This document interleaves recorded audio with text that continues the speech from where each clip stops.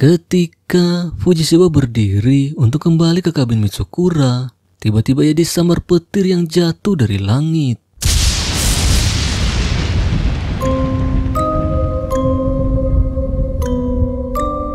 Halo semua, pada episode sebelumnya, penyerangan kera-kera iblis di kabin Mitsukura berakhir dengan tewasnya Tono dan seekor kera pembunuh. Dengan tidak adanya tempat berteduh, Yagi mengajak semua orang untuk turun gunung. Namun anehnya, ia menggiring mereka melalui rute panjang menuju Gunung Gansai dengan alasan rute itu paling aman. Di tengah perjalanan, hujan mendadak turun sehingga mereka yang berada di ketinggian ribuan meter terpaksa berhenti untuk melindungi diri dari petir. Akan tetapi Fujisawa yang gelisah dengan situasinya, tiba-tiba berdiri hendak kembali ke kabin Mitsukura. Ia pun langsung disambar petir sampai tubuhnya terhempas ke tanah. Melihat gadis itu kaku tak berdaya, Yagi segera memberikan pertolongan pertama dengan memompa jantungnya dan meminta Hayashi untuk memberikan CPR. Secara mengejutkan, usaha mereka berhasil menyelamatkan nyawa Fujisawa. Tanpa disangka-sangka, Isuka tiba-tiba langsung memeluknya dengan penuh perhatian, seakan ia peduli pada gadis itu. Padahal ia hanya ingin mendapatkan kepercayaannya saja agar mudah dimanfaatkan. Dengan hujan yang mendadak turun, semua orang basah kuyup tanpa membawa pakaian lain. Kebetulan, Yagi memiliki 2 jaket, satu untuk dirinya dan satu untuk orang lain. Namun siapa yang akan memakainya? Beberapa orang seperti Ansai dan Saotome memilih untuk mengalah, sementara yang lain ragu-ragu untuk mengajukan diri. Karena tidak ada yang berani mengambil keputusan, Isuka menyarankan agar menggunakan metode Sweet. Siapa yang menang, dia yang akan mendapatkan jaketnya. Namun hanya 2 orang yang setuju dengan ide Isuka. Mereka adalah Himuro dan Fujisawa, sedangkan sisanya diam saja. Melihat tidak ada yang keberatan, mereka bertiga pun saling suit-suitan dan yang berhasil memenangkannya tidak lain adalah Isuka, manusia paling licik tapi memiliki keberuntungan tingkat dewa di antara karyawan Fujitani. Setelah hujan reda, mereka meneruskan perjalanan menuju Ninomine. Fujisawa yang sudah semakin kedinginan berbisik pada Isuka untuk meminjamkan jaketnya. Tapi Isuka yang tidak niat meminjamkannya beralasan kalau di situ banyak orang, sehingga ia meminta Fuji untuk bersabar sampai mereka ada di tempat sunyi. Selama berjam-jam, Yagi membawa karyawan-karyawan itu berkeliling mendaki gunung yang curam. Akibatnya Fuji dan Sato sampai tak kuat memanjat. Melihat hal tersebut, Yagi mengajarkan sebuah trik pada mereka, cara menggendong seseorang di medan yang sulit. Sambil menggendong Fuji, ia menggunakan tali yang dililitkan ke badan sampai ke paha, agar Fuji dapat digendong tanpa menggunakan tangan. Dengan begitu, tangannya dapat leluasa mendaki sambil menggendong orang lain. Mereka pun melanjutkan perjalanan dengan Yagi menggendong Fuji dan Saotome menggendong Sato. Miyata sebenarnya ingin membantu Saotome, namun Saotome menolak sebab ia tidak ingin menyusahkan temannya. Selain itu, ia punya pengalaman saat menggendong ayahnya di atas gunung. Sebelum berangkat, Isuka menawarkan diri untuk membawakan ransel milik Yagi sebab ia sedang menggendong Fuji. Merasa tak punya pilihan lain, Yagi memberikan ranselnya. Ransel itu cukup membuat Isuka penasaran dengan isi yang ada di dalamnya. Sebab selama ini, Yagi tidak pernah meninggalkan ranselnya sendirian. Sepertinya ada sesuatu yang isinya tidak ingin diperlihatkan pada semua orang. Setelah beberapa waktu, mereka tiba di depan sebuah gunung yang sangat tinggi. Gunung yang sangat terkenal dengan legenda kera iblis, Gunung Gansai. Namun Yagi berkata pada semua orang kalau mereka tidak akan mendaki gunung itu, melainkan dari posisi saat ini mereka akan turun gunung menuju ke stasiun kereta gantung.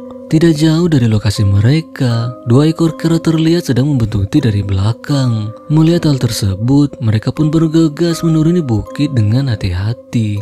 Selagi berjalan, Sato yang ketiduran di pundak Saotome bermimpi kalau yang menggendongnya adalah Minami. Ia pun meronta-ronta seperti anak kecil. Untung saja cepat-cepat disadarkan oleh Saotome. Di bagian bawah dari bukit itu, mereka bertemu Ansai dan Himuro yang sebelumnya sudah berjalan paling depan. Alasan mereka menunggu teman-teman yang lain karena dari posisi itu mereka tidak tahu harus kemana. Itu sebabnya Ansai meminta petunjuk pada Yagi.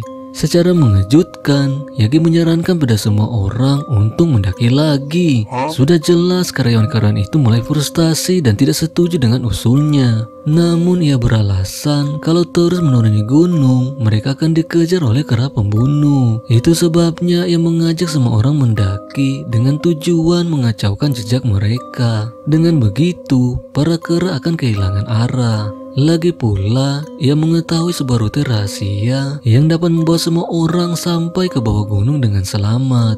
Merasa ide Yagi terlalu dipaksakan, Hayashi semakin curiga padanya. Akan tetapi melihat reputasinya sebagai pendaki profesional, semua orang mau tidak mau mengikuti pria itu. Yagi lalu menyuruh semua orang berangkat lebih dulu sebab ia ingin menghilangkan jejak mereka dari kejaran kera iblis. Mereka pun mulai mendaki ke atas mengambil rute yang berbeda dari sebelumnya. Selagi Yagi tidak ada, Hayashi menyuruh Isuka untuk membuka ranselnya. Sayangnya sebelum ransel itu dibuka, Yagi sudah kembali dan meminta ranselnya dikembalikan. Dari situ Yagi mengatakan bahwa mereka akan sampai sekitar 2 jam lagi. Ia pun memimpin di depan diikuti para karyawan yang sudah kelelahan.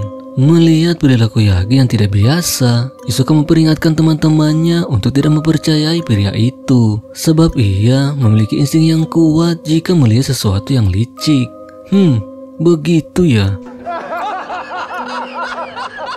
Di bagian paling belakang, Saotome dan Sato sedikit tertinggal dari yang lain. Melihat tidak ada siapa-siapa di situ, Sato menanyakan pada Saotome jika ia benar-benar telah membunuh seseorang. Saotome tanpa ragu-ragu mengakui kalau ia memang telah membunuh 2 orang. Mendengar hal itu, Sato pun mengaku kalau yang menewaskan Minami adalah dirinya, serta apa yang terjadi pada Tono merupakan kesalahannya juga. Bukannya terkejut, Saotome menanggapinya dengan ekspresi yang biasa saja, sehingga responnya itu membuat Sato tertawa kecil dan tampak lega. Ia pun ingin tahu bagaimana Saotome melupakan rasa bersalah yang ada di dalam dirinya. Ia menjawab kalau hal itu tidak bisa dilupakan, melainkan sesuatu yang harus dihadapi dengan hati yang teguh. Rasa bersalahnya mungkin akan menghantui dirinya seumur hidup. Namun jangan biarkan hal tersebut menguasai hidup kita, melainkan dijadikan sebagai sebuah tantangan. Mendengar jawabannya seperti itu, Sato seakan disambar petir seperti yang dialami Fujishiba. Dan diam-diam ia mulai mengagumi Saotome. Ia bahkan memanggil Saotome sebagai senpai, padahal di perusahaan Fujitani, Sato adalah seniornya. Mereka berdua lalu sampai di tempat di mana Miyata dan kawan-kawan beristirahat. Tapi suasana di sekitar itu sedikit berbeda. Mereka tampak menjauhi Yagi, sehingga Saotome menanyakan hal itu pada Miyata.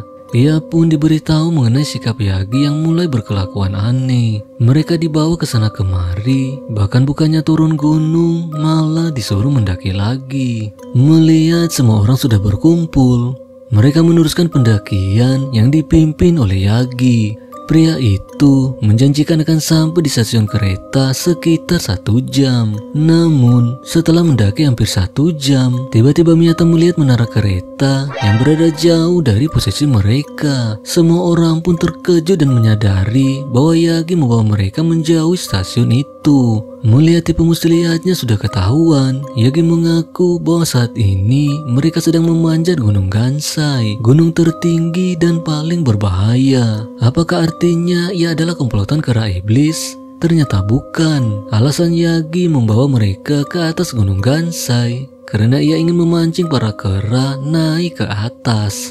Tujuannya adalah balas dendam. Gara-gara bersama karyawan Fujitani, Kaoru tewas sehingga ia ingin mereka semua bertanggung jawab atas kematiannya. Dengan mengumpulkan semua orang di atas gunung, ia ingin menjadikan mereka sebagai umpan untuk menghabisi kera-kera itu. Mendengar motifnya hanya balas dendam, Saotome dan kawan-kawan hendak kembali ke bawah. Namun Yagi mengingatkan bahwa posisi mereka saat ini sudah cukup tinggi, sedangkan hari sudah mulai siang. Jika dipaksakan turun gunung, malam akan tiba dan perjalanan mereka akan sangat berbahaya di dalam kegelapan. Ia pun menyarankan agar semua orang orang mendaki sampai ke puncak.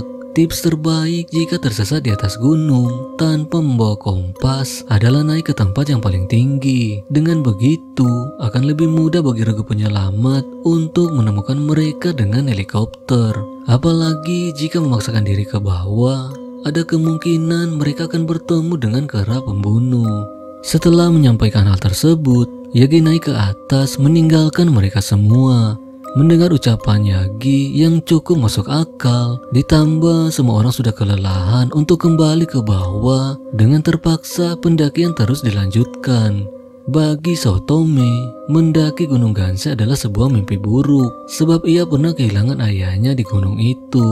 Saotome bahkan tampak gugup saat sedang mendaki, mengingat trauma yang dialaminya. Ia pun menceritakan kisah yang terjadi waktu ia mendaki bersama ayahnya. 8 tahun lalu, ia bersama ayahnya mendaki Gunung Gansai sebab di puncak gunung itu ayahnya ingin memperlihatkan sesuatu padanya. Namun di tengah pendakian, bebatuan yang cukup besar jatuh menimpa mereka. Saotome selamat berkat ayahnya yang melindungi dirinya.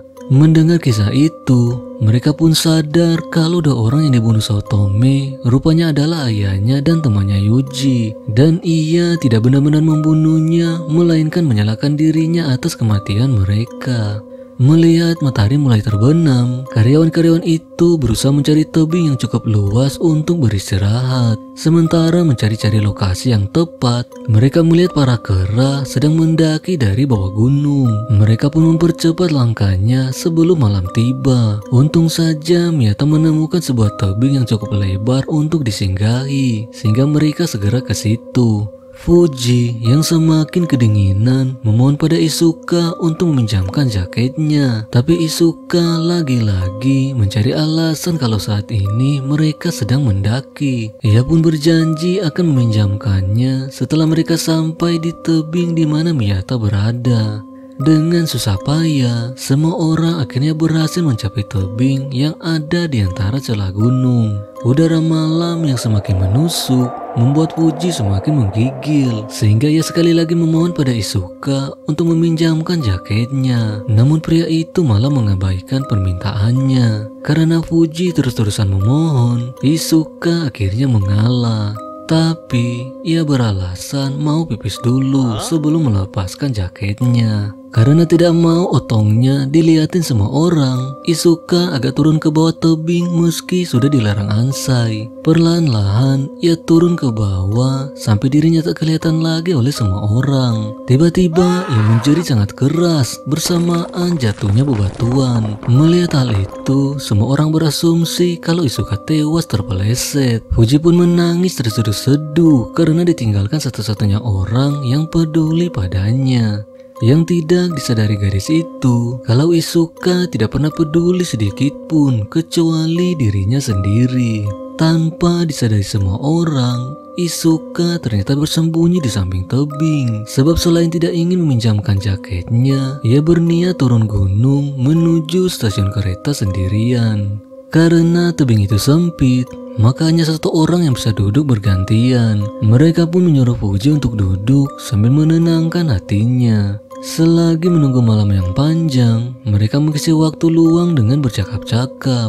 Kebetulan bulan tertutup awan sehingga tempat itu menjadi sangat gelap.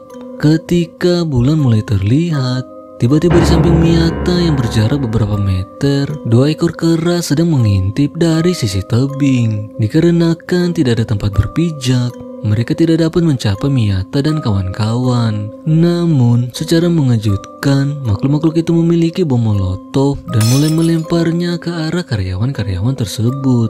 Tiba-tiba dari atas, Yagi muncul dan membacok kepala si kera, tapi serangannya lagi-lagi tidak membuatnya terluka. Kera itu lalu mendorong Yagi ke belakang, menyebabkan ia terlempar dan salah satu beliungnya lepas. Untung saja ia masih memiliki satu lagi yang digunakannya untuk berpegangan di antara tebing. Melihat posisinya tidak menguntungkan, seekor kera hendak melemparkan molotovnya. Namun Saotome dan kawan-kawan segera bertindak dengan melemparkan beberapa batu yang kena di punggung kera itu. Akibat serangan tersebut, bom molotov yang dipegang si kera jatuh dan membakar dirinya. Kera yang tubuhnya terbakar berusaha kabur. Akan tetapi, Yagi segera melompat dan menggait pundak kera itu. Lalu menggunakan berat tubuhnya, Yagi menghentakkan kera itu jatuh ke bawah. Kera yang satunya berusaha kabur dengan memanjat ke atas. Namun Yagi seperti orang kesetanan dengan cepat mengejar dan menangkap kakinya. Kera itu pun ditarik dengan sekuat tenaga sehingga jatuh beberapa meter dan menghantam ujung tebing yang sedikit melebar. Yagi sendiri jatuh tapi untung saja menimpa si kera pembunuh.